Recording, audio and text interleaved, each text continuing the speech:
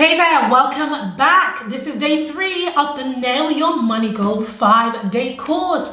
That's right, that means that after today we are well over the halfway mark. Now, if you have been doing the work, showing up consistently, and getting into the group, commenting, posting, and just sharing with us for accountability purposes, how you are getting on, then I want to say a massive thank you and of course congratulations, because I promise you the things that I'm teaching you over the course of these 5 days are truly going to set you up for success when it comes to growing, when it comes to creating and growing a lucrative business. So let's hit the ground running. So yesterday, of course, was day 2, where I shared with you all about how to go from big idea to money making idea. And I shared with you that the first thing you need to know is what your money goal is, what your lifestyle goal is, and of course how to move from one to the next.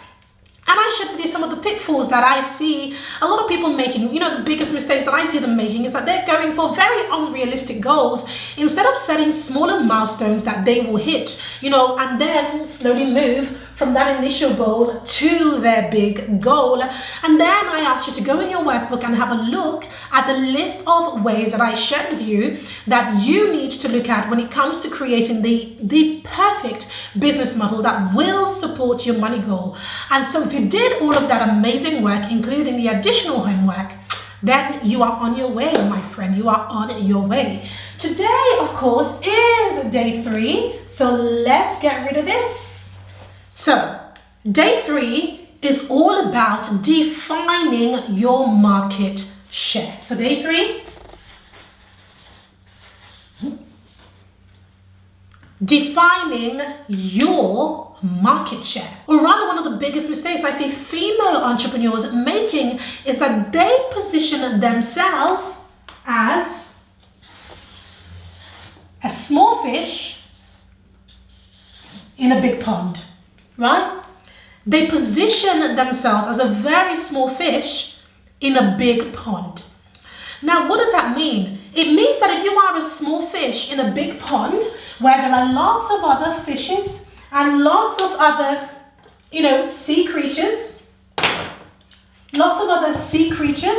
and lots of other people doing the same thing as you are doing in the same way that you are doing it, very soon you get drowned out.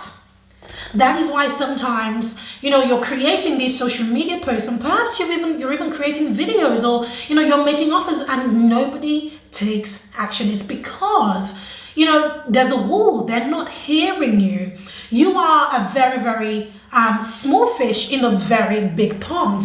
Now, what I want you to do instead is to be a big fish in a small pond, right? You're almost as big as that pond. You want to be a big fish in a small pond as opposed to a small fish in a big pond where you get drowned out. Now, how do you do that? Well, when it comes to taking your market share, the first thing you have to do is you've got to define that market. You've got to define that market. You've got to define that market, and then you've got to define and decide how to show up in that market in order to position your business a little bit better, right? Than everybody else, different to everybody else. So that means you can be doing the same thing as so many other people, but it's going to be positioned very differently. A few years ago, I was running a business in the education niche, and in the last training, I shared with you how I, was working at the West Yorkshire Playhouse as an actor. And I was doing, a lot of workshops and nobody would pay me, etc. Now, how I moved forward with that was that when I finished working on that show, I wanted to make a business of this. But I knew that in order to do that, I needed to position myself differently, because in the education space, there were so many other companies, so many other people. It was a dime a dozen, literally. I was tiny fish swimming in a big pond. In fact, figure the fish that couldn't even swim. So you're a fish, but you don't know how to swim, and you're in a big pond with lots of other, sharks and whales and all of these people who are very well crafted in what they do. So that was me trying to swim along and trying to, really understand this market and failing and failing and failing.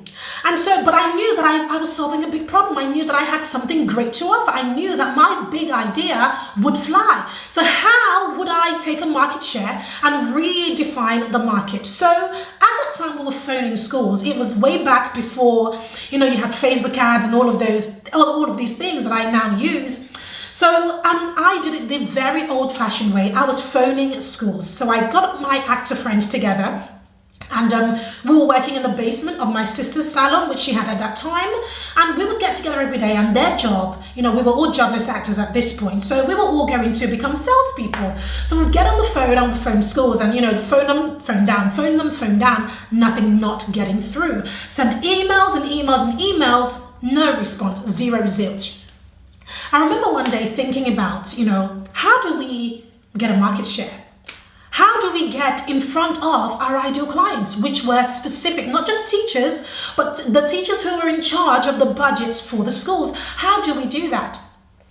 And I remember speaking to my boyfriend and saying to him, do you know what? I want to do this a little bit differently. I want to send them a video. I had the big idea that if I could just show them what it is that we were selling instead of telling them, if I could just stand out in a slightly different way, I would get a market share. I had no idea what I was doing and how I would do it.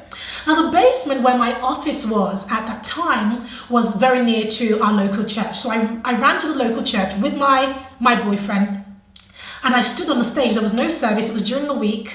There was no service, and I knew the church quite well because I grew up there. So I just walked in and they let me. So I stood on the stage, and before the caretaker could come around and even see what was, what was going on, that we were filming, because they thought I was just hanging out.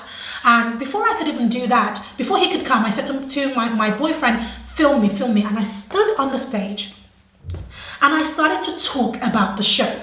And, the performance, the masterclass that we would be doing for schools. And I started to talk about it, and I had this idea that, when it was edited, we would have images on the screen. Like, my big idea for positioning was, I want you to see and experience what it is that we are going to be offering you before you even consider whether to hire my company against all of these hundreds of thousands of other people out there. I had no idea that it would work.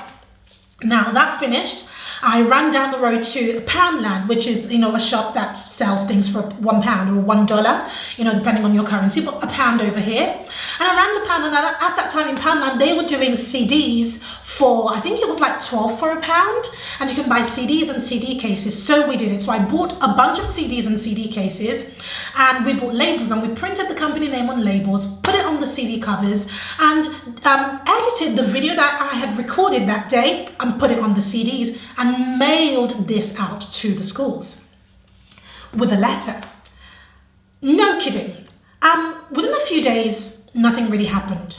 I remember the first time, about a week later, the phone rang, and bearing in mind, we are the ones phoning schools. Nobody had ever phoned us for inquiries or anything. This time the phone rang, and we couldn't even find the phone because it never rang before. I remember hearing the phone ring, and I said to, my other colleagues, my friends who were working for me at the time, like, what is that? The phone is ringing? Where is the phone? We're all lifting up papers and stuff, like, where is this phone? Find the phone and answer the phone. And they said, is this so-and-so company? And I said, yes. And they said, well, we've just received, this CD and we're interested. And my jaw nearly hit the table. No kidding. We are interested and we have some questions. So they asked some questions, I answered. I had no idea how to close on the call, so I didn't close on the call. I just said, thank you very much. And they said, we will be in touch. And I said, thank you. And they went, and I was shaking because something new and different had just happened. They phoned us. Instead of me chasing my clients, now they phoned me. So now, within about a week and a half, one day I walked into the salon to go to the basement, and there's a shutter behind the door. So as I was, I took up my keys to open the door, which was a glass door with a shutter behind it. So I'm opening the glass door. I open it and I push the glass door, and I can see that it's not moving. There is something wedged behind the door, and I can't get to the shutter because I haven't been able to open the door. So I peeked through the glass to see what was on the floor, and it was envelopes on the floor. And I think to myself, who's writing all these letters? Envelopes on the floor, what are these? Okay. I managed to push through, put my hand through, pick up as much envelopes as I can to be able to open the door, get in, open the shutter, pick up all the envelopes. There were about 17 envelopes or so. I didn't look at these envelopes because, again, I'm not expecting anything. Nobody knows who I am or where I am, who's writing to me. So I, stack everything on the reception table for my sister who runs the salon and left it there for her. And I'm walking away and I decide to think, let me give my sister a call to let her know she's got letters waiting for her in case she wasn't planning to come in. So I pick up the envelope and I read, I see a stamp on the very first envelope. I saw a stamp and it said St. Margaret's School. And I thought, St. Margaret's School? And it was addressed to my company.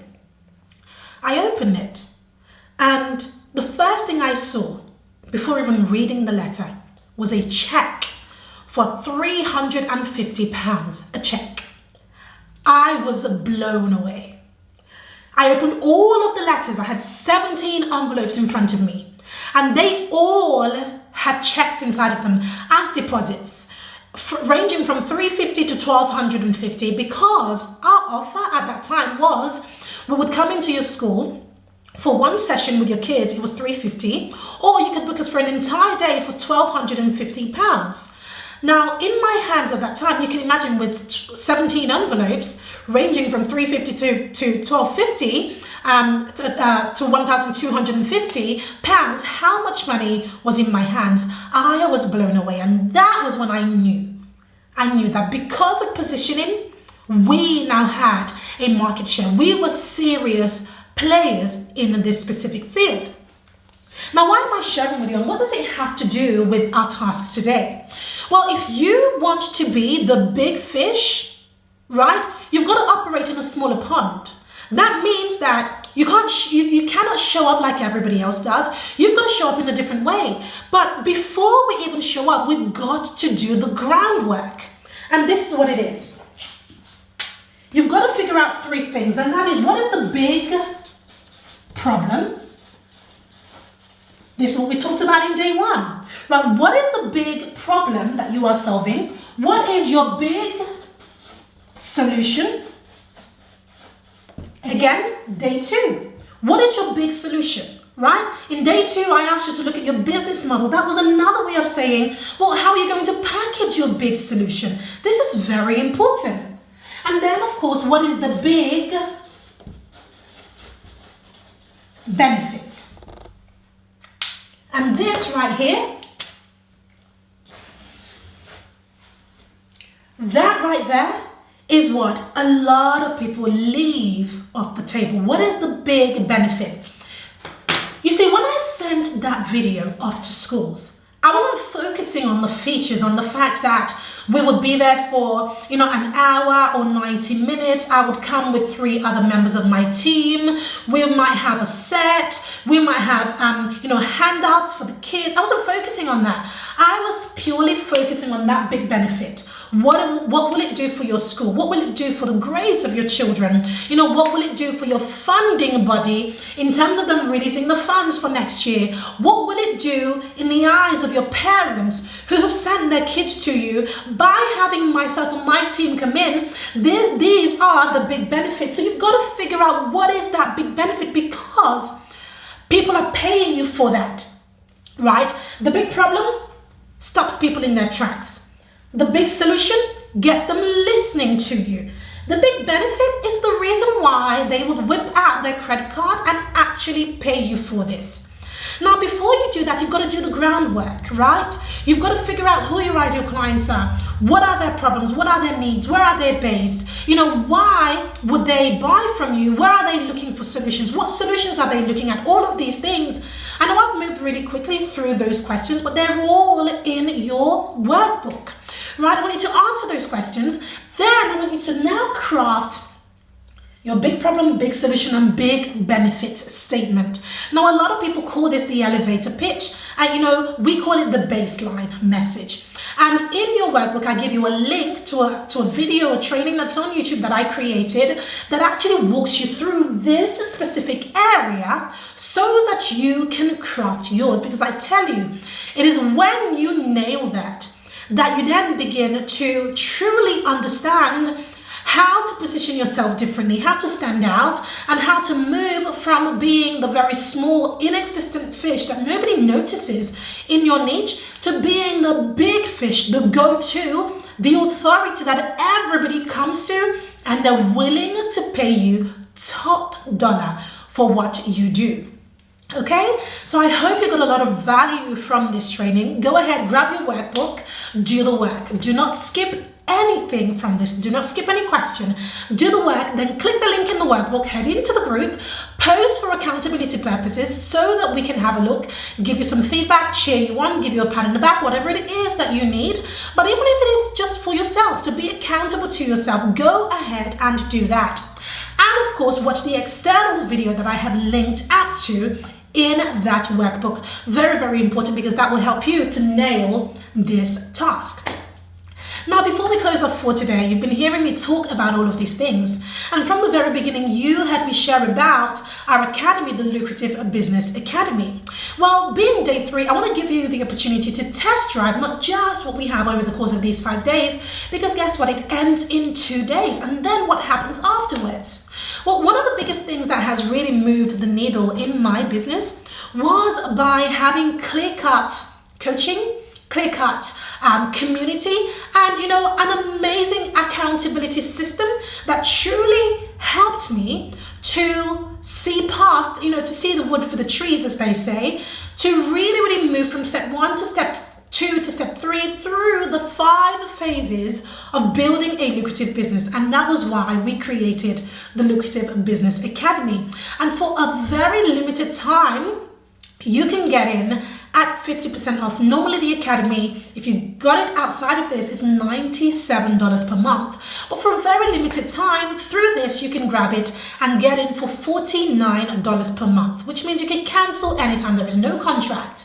But if you're thinking, Pam, I loved this, I love you, I want some more of this, then the best thing to do is to have a look in your workbook and also the link below this video. Check out what's in the Academy, see everything that you have. And we have 40 plus courses waiting for you, in-depth trainings. We have monthly intensives. So if you thought this was amazing, imagine what spending 2 hours every single month with me would be like. We have speaking opportunities for our members, and we have our incredible community as well, which is where I really hang out. So go ahead, click that link and check out the Academy, and make sure you get in before we close the doors, because we are only opening the doors for a very limited time only. So that's it. Click that link, check out the Academy, and get in now before the doors close. And I look forward to seeing you tomorrow, my friend, in day 4. Thank you so much, and I'll see you tomorrow.